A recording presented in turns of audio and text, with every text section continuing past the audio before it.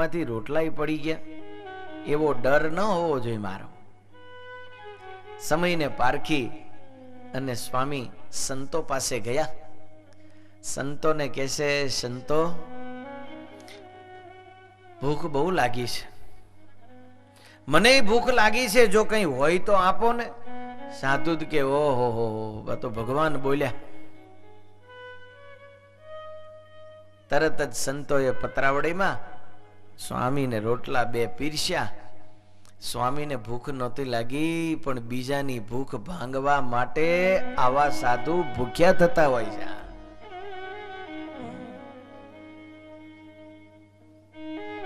સાધુની ભૂખ ભાંગવા માટે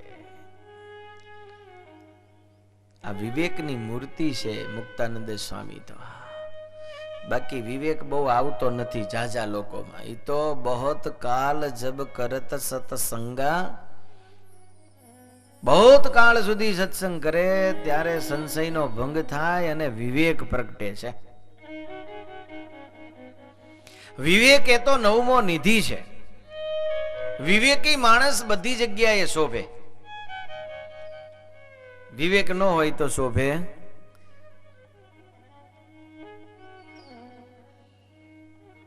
તમે ગાડલામાં બેસો તો શોભ, એટલે ખુરશીમાં શોભો, એવું કઈ નથી. પણ કઈ થાંભલે ચડીને બેહો તો થાંભલે આમ ટીંગાઈ જાવ. હનુમાનજીને ભગત ટીંગાય એમ તો કેવું લાગે.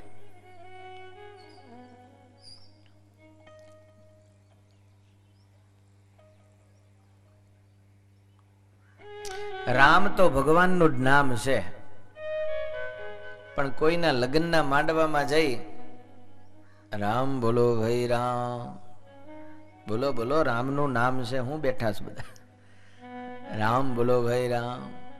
પણ ઈ જે સ્ટાઇલ છે ને ઈ પછી તારો શેલી યાત્રાની છે. 4 ડાગલા ઉચકીને જતા હોય ને જયારે ઈ ટાણે આ બોલવાનું છે. અહીં લગ્નના માંડવામાં તો જે કઈ જાકમ જોર જે ચાલતું હોય, ગીત ભજન કીર્તન, એ ચાલવાનું હોય.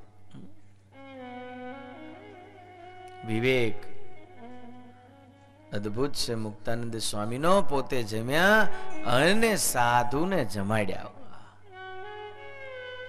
આવા તો ઘણા બધા પ્રસંગો મુક્તાનંદ સ્વામીના.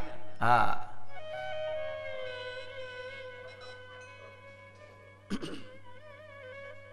કોમળ હૃદય, બીજાને માન આપે ગમે એવા હોય તો. અરે એક વાર તો માર માર કરતા થોડાક લોલંગરો જેતલપુર પહોંચી ગયા. હવે જેતલપુરની અંદર મુક્તાનંદ સ્વામીને ખબર પડી અને જ્યાં મંદિરમાં પ્રવેશ કર્યો, હાથમાં લાકડીઓને ધોકા. પણ મુક્તાનંદ સ્વામીએ એવું તો સ્વાગત કર્યું એમનું, એ લાકડીઓને ધોકા નીચે પડી ગયા અને નમી પડ્યા.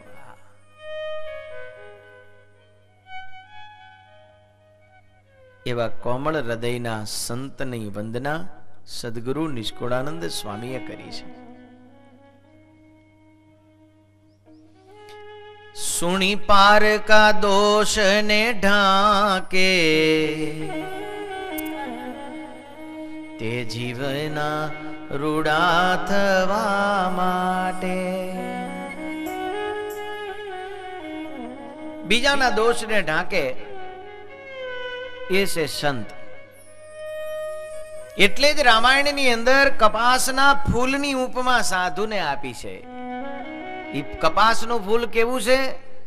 એમાંથી વસ્ત્ર બને છે ને મને ને તમને ઢાંકે છે. અને આજકાલ લોકો ઉઘાડા કરે છે, એ આ તો આમ છે, આ તો આમ છે, આ તો આમ છે. અને પેપર અને મીડિયામાં એ જ હોય ને. અહીંયા કથા છે ને, બધાને જમવા માટે પ્રસાદની વ્યવસ્થા છે. હવે સારું તો કામ છે જ ને, પણ એ કઈ કોઈ આપે એમને આપ્યાવીને. પણ હમણે તમે કોઈ બાજો લો જરા, 2-4 જણા બાજો બરાબર. અને જો ઝઘડો જામે અને એકાદ કંઈક આગુ પાછું થાય તો તમારે પહેલા પાને આવે.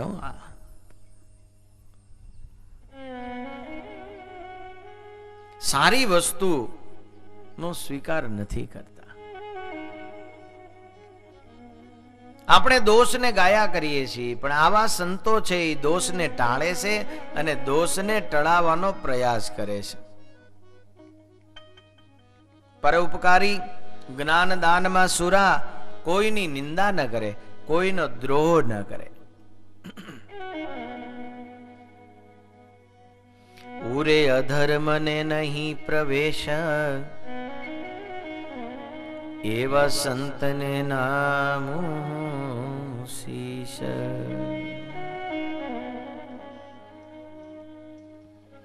ઉરે અધર્મ નહીં પ્રવેશ,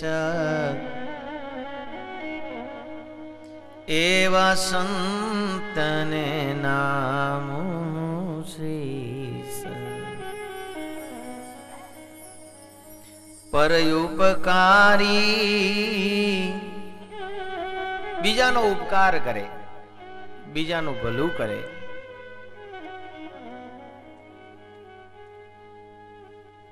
માનદહ, બીજાને માન આપ્યા કરે, પોતે માનની ઈચ્છા ન રાખે.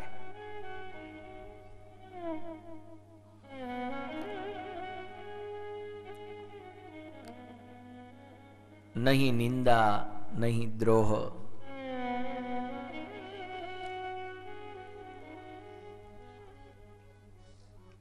એક એ પણ મોટો દોષ છે. કયો? નિંદા. ઘણી વખત તો આપણે ઓળખતા ન હોય, આપણે કઈ પરિચય ન હોય, આપણને કઈ ખબર ન હોય, પણ એકે કીધું એટલે બીજો, ને બીજાએ કીધું એટલે ત્રીજો, ને ત્રીજાએ કીધું એટલે ચોથો. બસ સતત ચાલ્યા જ કરે, ચાલ્યા જ કરે. હા, એ તો આમ છે, એ તો આમ છે. એક ભાઈએ તો 15 મિનિટ સુધી એક ભાઈની નિંદા કરી. પછી કીધું, એ ભાઈ ક્યાં રહે છે? તો કે આમ એ મને ખબર નથી, બહુ મારે પરિચય નહીં, પણ આ તો ફલાણા ભાઈ કહેતા હતા. એને પરિચય નથી, ક્યાં રહે છે ખબર નથી, અને 15 મિનિટ સુધી એની નિંદા કરી લે.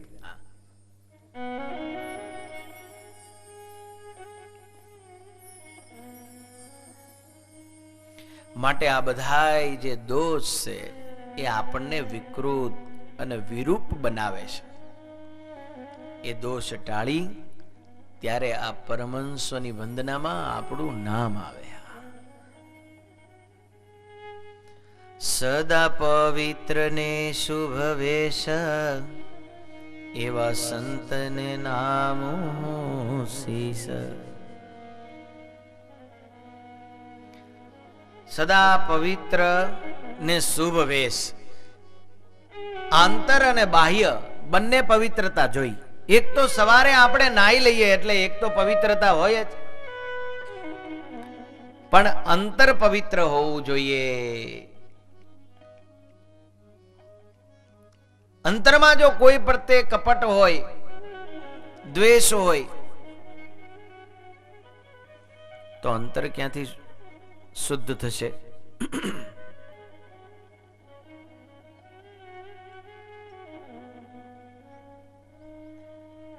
અને શુભ વેશ, વેશ છે એ શુભ રાખવો, જે જોતાની સાથે જ આપણા હૃદયમાં શાંતિ થઈ જાય, આપણું મન નમી પડે, એવો ભગવાન સ્વામિનારાયણે સુંદર સંતોને વેશ આપ્યો છે. આ જગતની અંદર કેટલા સાધુ સંતો સંન્યાસીઓ હશે, પણ સ્વામિનારાયણનો સાધુ એ બધાયથી જુદો તરી નીકળશે. સુંદર ધોતી, સુંદર ખેસ અને માથે પાઘ, હાથમાં માળા, આમાં બધા શણગાર એના આવી ગયા. અમુક વસ્તુ તો સાદગી જેનો શણગાર બની જતી હોય છે.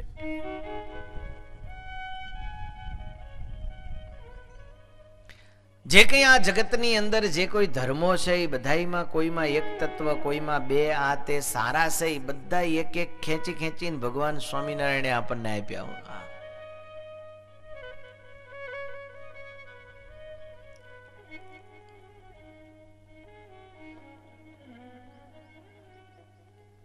સદા પવિત્ર ને શુભ વેશ,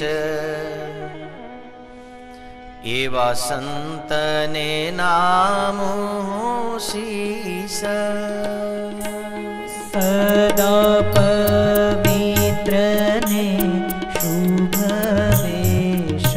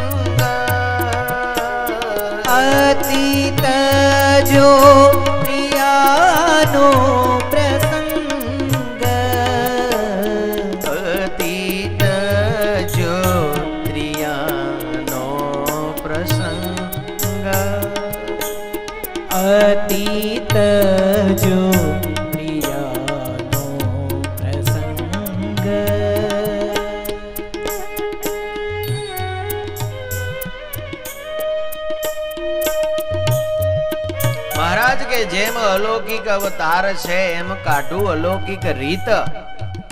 ભગવાન સ્વામિનારાયણની એ અલૌકિક રીત એને અનુસરેલા આ પરમહંસો આ જગતના ભગવાન થઈ પડે એવા મોટા હતા.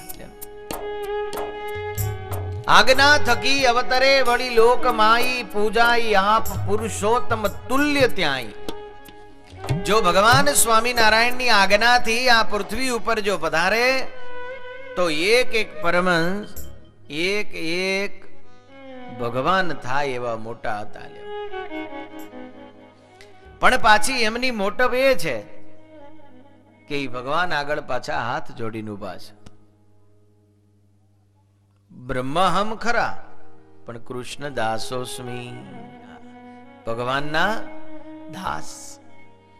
અને ઈ સંતોની મોટપ એ છે કે દાસત્વ કોઈ દી ટળતું નથી. દાસત્વ ટળી જાય છે તો પછી એનો કોઈ મહિમા નથી. અને આપણને છે ને દાસત્વ કોઈ દી આવતું નથી. આપણે કંઈક છીએ એવું સતત રહ્યા કરે છે અંદર.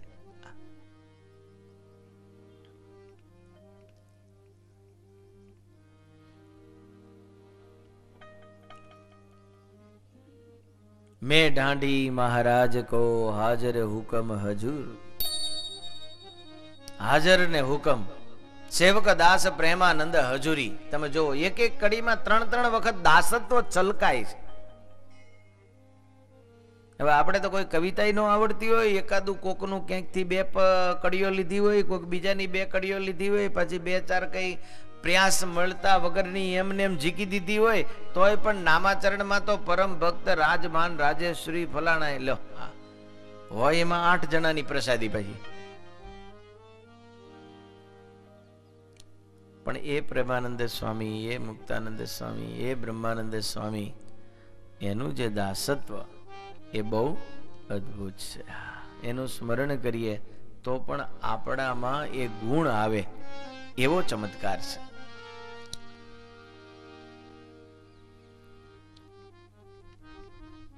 કડવી તુંબડિયા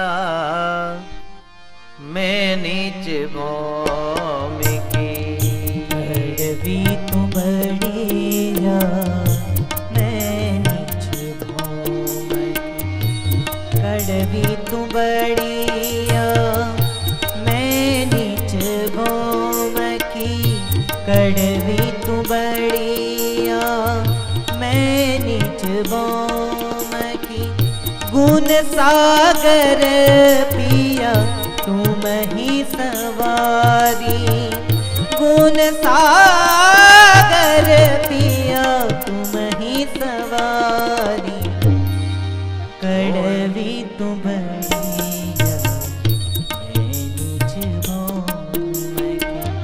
कड़वी तुम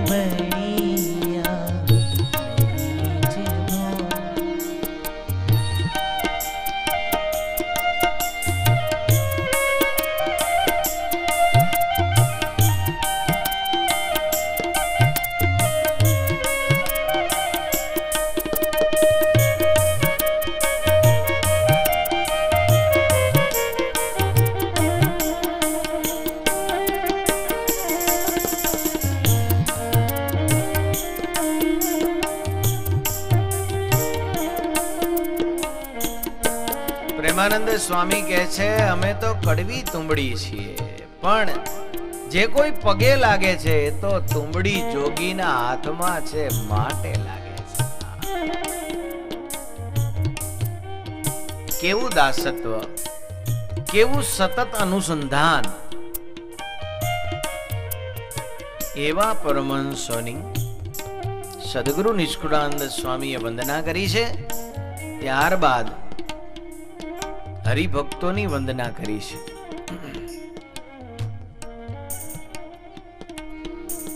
વડી વંદો હરિજન સૌને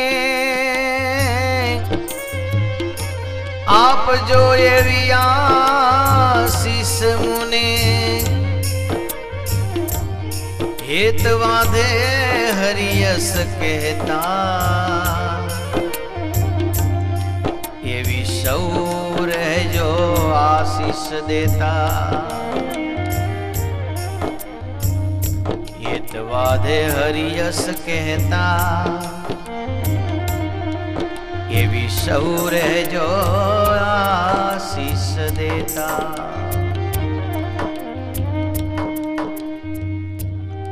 હરિભક્તોને યાદ કર્યા છે એવી આશીષ દેજો સ્વામી કહે છે કે મને આ ભગવાનના ગુણ કીર્તન ગાવશું એમાં ઉત્સાહ વધે અને ભગવાનના ચરિત્ર ગાવા લખવા સાંભળવા એ ઉત્સાહ ભેર ગાવા જોઈએ. એક કહેવત છે ને કે મરતી મરતી કાન હલાવે એ હા એ બોગડું ન ભરે. ભગવાનની કથામાં જવું તો આમ ઉત્સાહ ભેર જવું. ભગવાનની કથા કીર્તન કરીએ તો ઉત્સાહથી કરીએ. હા ભાઈ હવે કીધું છે તો 5 દી કથા કરવી જ પડશે ને તો તાઢું ન વળ્યા. પણ એવા આશીષ આપજો, ભગવાનને પ્રાર્થના કરજો. સ્વામી કહે છે મને બહુ હરખ રહે ભગવાનના યશ ગુણ નું વર્ણન કરવામાં. સ્વામીએ સંતો અને ભક્તોની વંદના કરી. ત્યારબાદ હવે ભગવાનના ચરિત્ર લખું છું તો સ્વામી વર્ણન કરે કે એ ભગવાનના ભક્તને તો બહુ આનંદ થશે પણ અમુકને નહીં ગમે. એવું હોય ને, સાકર હોય પણ કે બધાને ખાઈ શકાય એવું નથી હોતું. સે તો સુંદર એમ ભગવાનની કથા પણ અતિ સુંદર છે.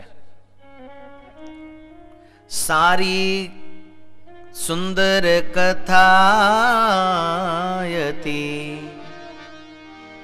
હું કહું કરી વિસ્તાર જે જન મન દઈ સાંભળે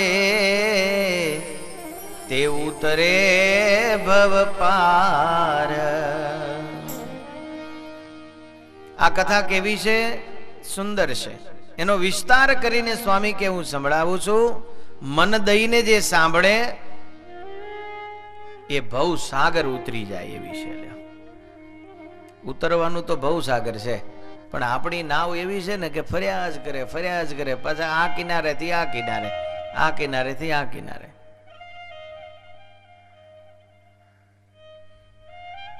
કારણ કે આપણે સંતોષી બહુ છીએ, બહુ ઉતાવળ નથી એમ મહારાજને પામવાની. એમ જવાય છે એમ, હજુ ક્યાં ઉતાવળ છે.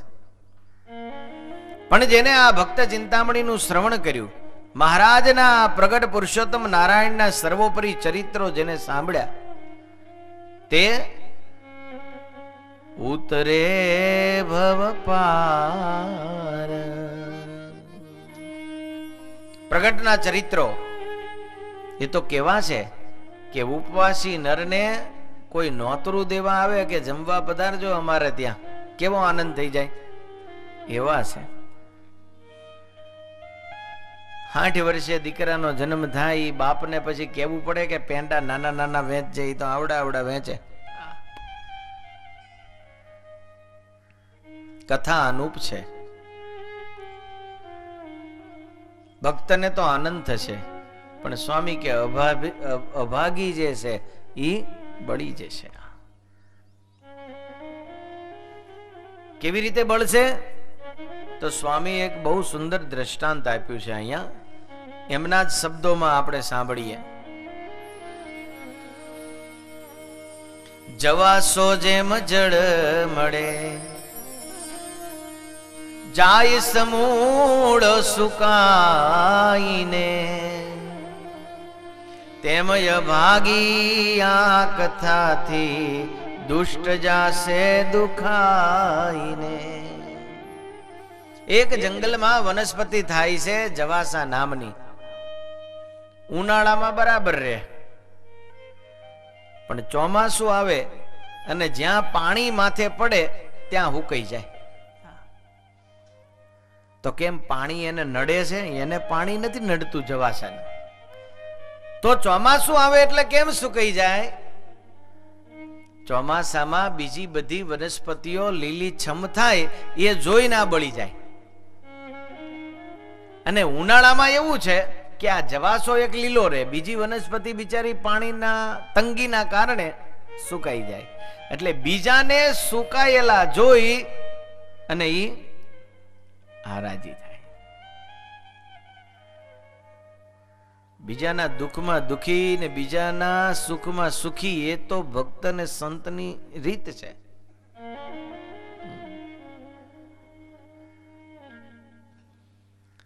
ઘણા પાડે ને ઘણા પડ્યા હોય એને ઉભા કરે.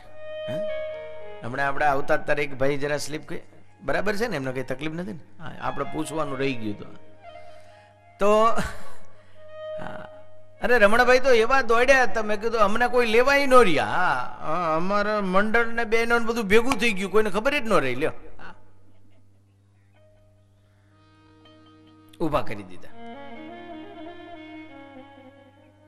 અને ઘણા છે ને બરાબર કાદવ ચોમાસામાં તમે જોજો છોકરા, હા કે સ્લીપ ખાશે અહીંયા, કોઈથી નીકળે ને પડે અને કાં કોઈની ગાડી ખૂંતાય, હા પછી કાઢે ખરા પાછા. હો હા, પેલા એક શેઠને એમ થયું કે ઓહો આ 5-7 જુવાનિયા દોડી અને અચાનક આવ્યા ને મારી ગાડી ફસાયેલી બહાર કઢાવી. એને બહુ ગુણ આવ્યો ને એમ થયું કે આવા સારા માણસો સજ્જન જો મારી ફેક્ટરીમાં હોય તો ઘણું સારું. એટલે પૂછ્યું કે તમે શું કામ કરો છો? એને એમ કે જો ફ્રી હોય તો હું લઈ જાઉં એમ, અને એમને કંઈક નોકરી ધંધો રોજગાર અપાવું. પેલા શેઠે જુવાની અને પૂછ્યું ગાડી બહાર કઢાવી એટલે ખૂબ આભાર માન્યો અને કે છે તમે શું કરો? તો કે આ જ કામ કરીએ. આ કામ એટલે? તો કે બસ તમે જશો એટલે બીજી ગાડી ખૂંતાય એવો ત્યાં વ્યવસ્થા કરશું ને પછી ગાડી કાઢશું એટલે અમને 100-200 રૂપિયા મળશે. ઓલો વયો ગયો. હા, ઘણા ગાડીઓ ફસાવરાવે છે અને ઘણા ગાડીઓ કાઢે છે. જવાસો એવો છે, બીજાને લીલા જોઈ અને સુકાઈ જાય છે. ખારેકથી જેમ હય દુખી, એવું કહેવાય છે કે ઘોડાને જો ખારેક ખવડાવો તો મરી જાય, અને ગીંગાને જેમ ગોળ ન ગમે. ગીંગો હોય વિષ્ટાનો, એને કોઈ દી ગોળ ગમે? એમ અભાગી નરને લાગે આ કથા.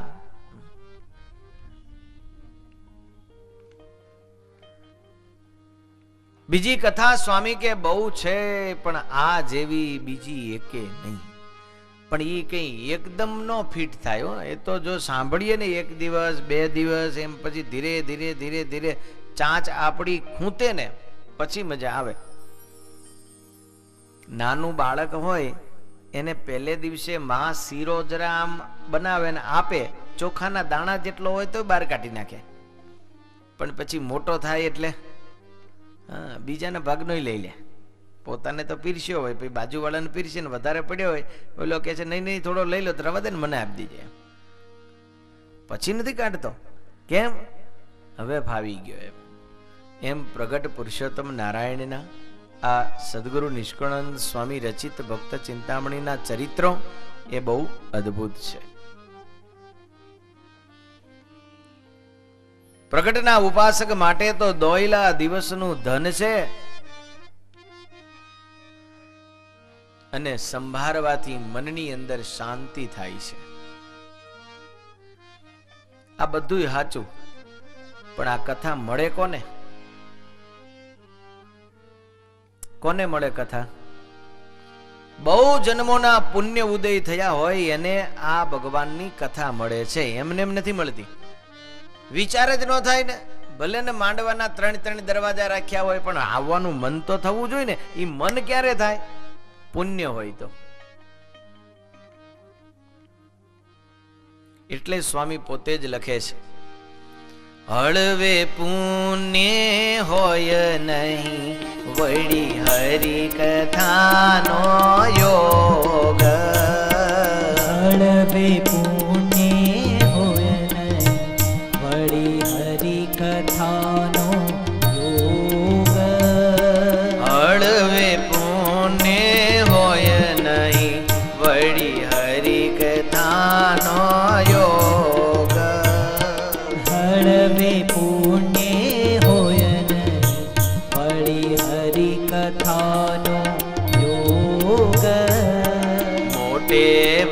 ભાગે મળે ટળે ભારે મહાભવ રોગ. મોટે ભાગે મળે ટળે ભારે મહાભવ રોગ. મોટે ભાગે મળે ટળે ભારે મહાભવ રોગ. મોટે ભાગે મળે ટળે ભારે મહાભવ રોગ. હળવે પુણ્ય હોય નહીં હરી કથાનો યોગ. મોટે ભાગે એ મળે ટળે ભારે મહાભવ રોગ.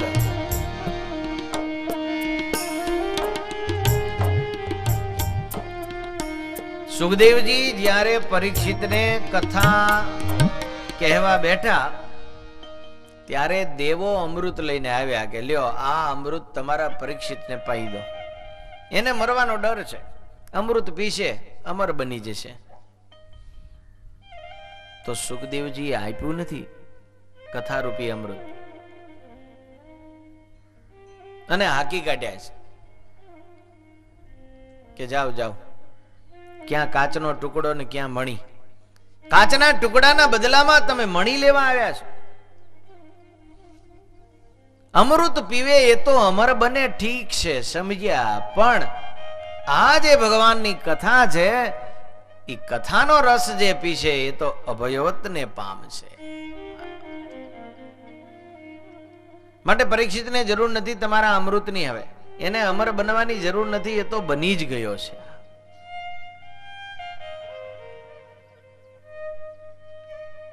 મોટા ભાગ્યવાળાને ભગવાનની કથા મળે છે અને આજે આપણે ભાગ્યવંતા બન્યા છીએ.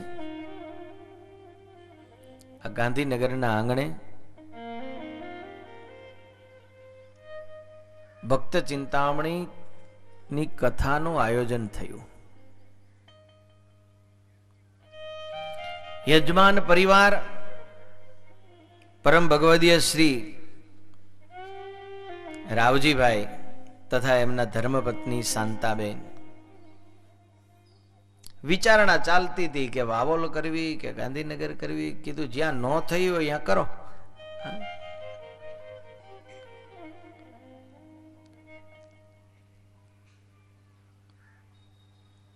અને ગાંધીનગરમાં નક્કી થયું. ગાંધીનગર તો ભાગ્યશાળી જ છે ભાઈ, પણ ભક્ત ચિંતામણીની કથા આવી રીતે થઈ છે એવું મને બહુ સાંભળતું નથી. તમને યાદ હોય તો બહુ જાજા પીરસનારા હોય ને ત્યાં ઘણી વખત પાછું રહી જાય. થોડી વાર